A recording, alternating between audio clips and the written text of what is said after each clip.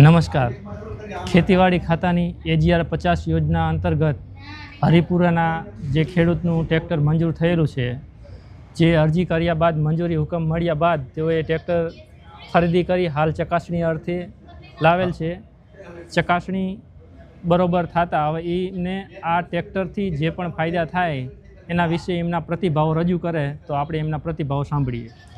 રામસંગભાઈ, તમારું પૂરું નામ શું?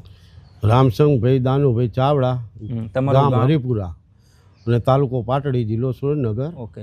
પછી આ તમે ટ્રેક્ટરની અરજી કરી અને આ ચકાસણી માટે લાવ્યા તો તમને કઈ રીતના અરજી કરી તમે? મેં અરજી ગામ સેવક પાસેથી બધી માહિતી લઈ અને મેં અરજી કરી અને મંજૂરી પાસ થઈ, એટલે હું ચકાસણી માટે અહીં આવ્યો હું. ઓકે. પછી આમાં તમને સહાય કેટલી મળવાપત્ર થાય? સહાય મને ₹1,00,000 મળવાપત્ર થાય. ઓકે.